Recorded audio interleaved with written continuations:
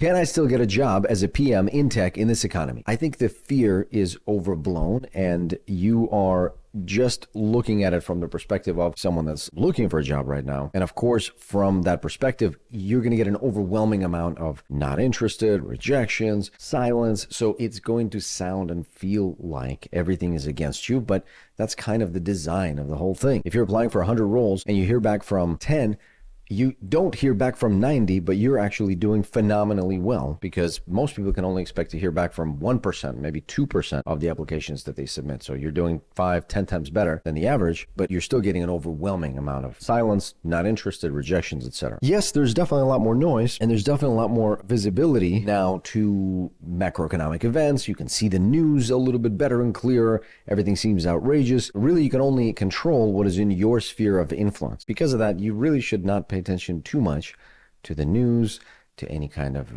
economic downturns or economic events. If it's not cataclysmic, then I would just pretty much ignore it and focus on the inputs that you can control. We get offers every week inside PCA, even in today's conditions, very high paid, top tech companies. Of course, there's offers being made throughout in startups and kind of traditional smaller companies, mid-sized companies.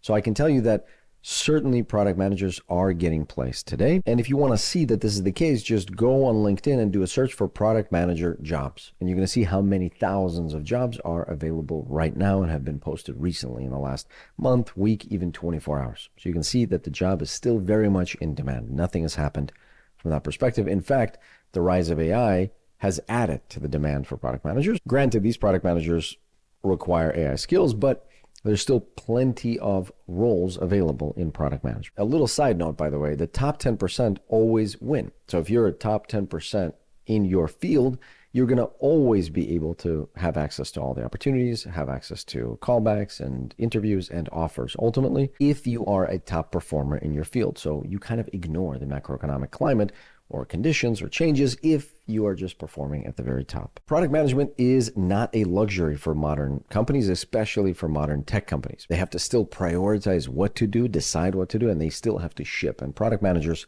power all of that. So you're not going to get rid of this role. As much as you may want to automate everything with fancy AI agents, that's just not something you're going to be able to do in the very near future with product managers. In the long-term future, I don't know about any of our jobs, but in the near future, I can tell you that product managers are still needed to be both the glue of the organization, kind of bring people together, and then to figure out what the customer wants, what the business needs, and to actually ship on the thing, deliver it, work across all the orgs and departments, and prioritize and make decisions, and ultimately launch and make money. Product management remains essential. Also for you, just a reminder, you only need the one job. So like I said, if you do a search for product manager in the United States, you're going to see a ton of openings right now. People are looking, hiring managers and recruiters are looking for their next role, and you only really need one job. So even if we have an apocalyptic 70% drop in hiring all of a sudden, that would still be 1,200 jobs open in just 1 week. So there's plenty of opportunity. If you are part of PCA, it certainly gives you a bit of an unfair advantage. We support you, we give you coaching, resources, strategy, accountability, training, all across the end-to-end spectrum of looking for your next high-paid product management role. About AI, the best product managers will tend to use and leverage AI to actually become 2, 5, 10x faster, more effective, more efficient. And so I certainly recommend that you lean into this. But if you don't have an AI background, pick up the experience that you need. In the meantime, leverage your experience in moving into your next role, whether or not it is related with AI, and try to slowly weave in, maybe not slowly, maybe quickly, weave in AI into your day-to-day work as a PM and into the products that you work on and operate. Waiting it out. This strategy, if you can call it that, I never really understood. Whether waiting it out for the right economic climate, which is the worst, or waiting out a particular period, such as nobody applies in November, and then, oh, it's going to be slow, this is a dead quarter, like stuff like that is just silly, I think, and kind of gets you into the wrong frame of reference, where you are in a spiral of not getting results and putting off action and being afraid of things. Overall, it's just a bad thing to do. So just Realize you only got the one way through, so just persevere and bet on yourself. To me, the real risk is really not the market or what's happening or everybody, the doomsayers or the naysayers. It's in the fact that if you constantly think that the economy is bad or something is out of your control and therefore you shouldn't do it, then when the opportunity does come along, you actually can't execute on it because you haven't practiced appropriately, because you haven't gotten a call back, so you didn't really think about your interviews, and it's a kind of a step-by-step regression, unfortunately. So I would recommend just lean in, continue applying, continue outreach, continue networking, continue practicing for your interviews, so that when the opportunity does come along, you can actually crush it. If you want a meaningful product management career anyway, you have to be proactive about these things. You have to work on them over a long period of time. You have to have a marathon mindset, as we say. So don't give yourself an excuse to slow down and do things a little later and tomorrow. All right, now what can you actually do? How can you best prepare? First of all, understand that strong product managers get hired, which means that during recessions, during periods of downturn, companies will usually let go of their lowest performers. And therefore, if you have high quality candidate signals, such as recognizable companies or impact on your resume and in your candidacy, obviously much more likely to get attention and therefore much more likely to get a callback. So don't think that it's just a matter of blindly doing the work and making the applications. You also need to demonstrate that impact, demonstrate the companies or anything else that's recognizable around your candidacy, and try to make a splash so that hiring managers and recruiters actually spot you. Future-focused companies. So think about companies that have capital to invest. They have opportunities for growth. They have something to lose, perhaps. I'm thinking Google in the age of ChatGPT, for instance. It's a good place to go. Think about what companies have to offer and try to position yourself in such a way that it improves your future career outlook. So you don't have to jump right away into the biggest tech companies if you have no recognizable companies in your resume. Move into a good transition company where it has a recognizable name. Maybe it's not a big tech name, but it is a name nonetheless that recruiters can recognize. And you can use that to jump through and kind of rise through the ranks of recognizability on your profile. Make sure you do impactful and visible work, whatever it is you do. If you're working right now in your company, just try to make sure you beef up your performance. This is going to make you more resilient, and this is going to give you something to put on your resume and in your profile in general. So you want to do impactful, visible work. This is going to secure you in the company, give you opportunities for new growth, new areas of learning that you didn't know before, and also give you something meaningful to put on your resume and on your profile so that you can get the attention of recruiters and hiring managers down the road. Try to expand your scope aggressively when you're on the job. First of all, it's a signal that you want to move forward. You want to level up inside the company. And second of all, again, it gives you the opportunity to have more impact and to show more impact on your profile, which is the currency of the job hopping PM. And why do we job hop?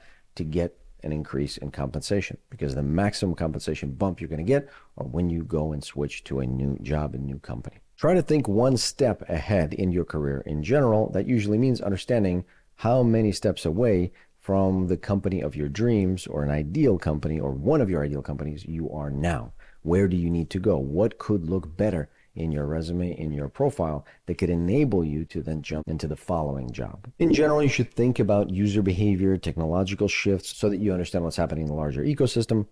Obviously, today, that's AI. But if you can keep an eye on the tech business news on a weekly basis, that should give you enough ground to stay up to date. You don't need to know the latest that's happening in the AI world every day and constantly feel like you're behind if you didn't read the news or the latest things in agentic AI land for one day. Don't worry about it. Just take your time, get updated around business and tech in general, and that's going to put you in the best position to know what companies are in need of product managers, to think about more interesting possibilities for your product management, your business and strategy interviews when they come down the line. And it's just going to make you more experienced and well-versed with different types of products and business. Ignore what you cannot control. So focus primarily on your inputs. If you're looking for your next job right now, then just focus how many applications are you putting out per day, per week.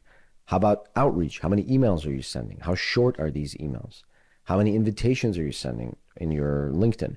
How many networking approaches are you trying to make? And then when it comes time to preparation, how many stories do you have prepared? How many of the top questions can you answer from a behavioral perspective? How long does it take for you to deliver your answer? You have to think in terms of input metrics. Start at the very top of the funnel.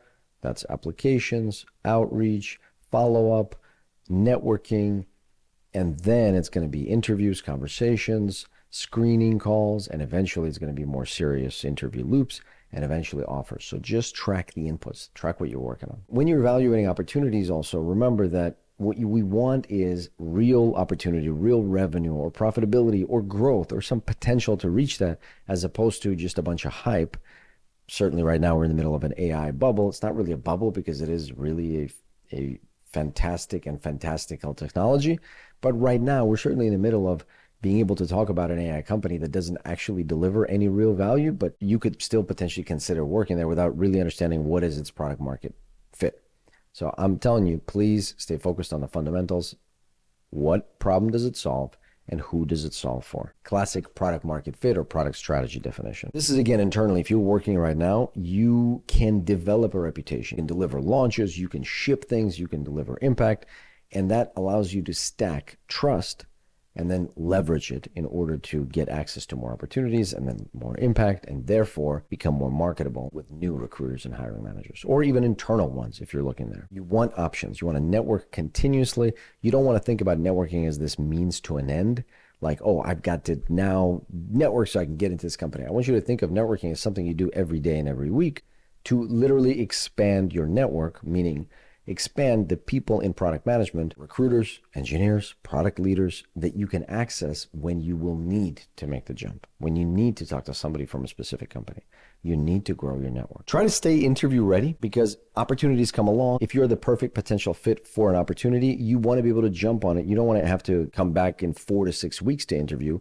You may want to interview right now, next week, the day after tomorrow. You may want to interview quickly. So because of that, you should keep your resume up to date. And you should do that on a quarterly basis anyway, even if you're not looking for a next job. You just should keep those things updated. Profile, resume, keep that up to date. Keep your stories developed. That's your behavioral stories. How do you answer a question of how would you do this or how have you dealt with that situation? You should have those developed, internalized, thought through, delivered, practiced. And you should also practice your product design, strategy and business, analytical types of questions, just so that you're not completely surprised by the rigor and discipline that is needed in order to do well in these interviews. People join PCA often. For instance, we've got one person starting tomorrow and they have a Google interview coming up next week. And this is the first time that we're seeing them tomorrow. So we may not have enough time to actually identify what the gaps are, the problems are, and to do the work necessary to address those gaps. So because of that, you really want to do this early if you can, just so you can get at least halfway there where you need to be in order to pass those interviews. And finally, you don't need perfect timing to get your next job or to build a meaningful career. You just need consistent execution. So even, again, in PCA, in our office hours, almost all the time, you're going to hear me talk about top of funnel work, continuing to do daily work to increase the number of conversations and applications and outreach that you're doing every day to give yourself those opportunities. We do this, we talk about this in office hours and plenty of other masterclass and other sessions, but that's what PCA is for. If you'd like our help on landing your next product management role, please use the link in the description to schedule a call with our team. Otherwise, please let me know what questions you have in the comments. Thank you very much. See you next time.